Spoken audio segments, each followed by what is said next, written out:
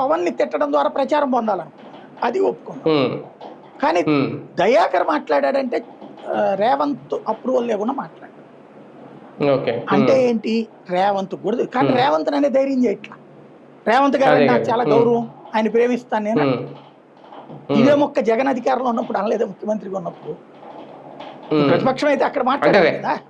అంటే రేవంత్ రెడ్డిని ఏమన్నా అనాలంటే ఆయన ముఖంలో ఏమన్నా చంద్రబాబు గారు నేడ ఏమన్నా కనిపిస్తుందేమో. అదేనే కాదు, అక్కడ ఉన్న ముఖ్యమంత్రి ఇంతకుముందు కేసీఆర్ ని కూడా అనలేదు ఆయన. అక్కడ అనవసరం గొడవ పెట్టుకోడు, అక్కడ ముఖ్యమంత్రులతో గొడవ పెట్టుకోడు. ఈ చిన్నోళ్ళనంటే కనుక వాళ్ళు కూడా వదిలేస్తారులే అన్నటువంటి తెలివైన ఎత్తుగడి.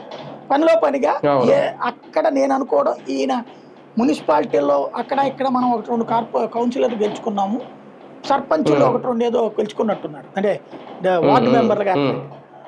రేపు కార్పొరేషన్ లో కూడా అట్లా గెలుచుకుందాం అన్నటువంటి ప్రయత్నం చేస్తున్నట్టు కనబడుతుంది. అందులో జాతీయ స్థాయి అంటున్నారు కదా వీళ్ళు, ఏదో మొన్న కేరళలో కమిటీ లేకపోతే కర్ణాటకలో కమిటీలు కూడా వేస్తున్నారు కదా ఇది మన నాగబాబు గారు.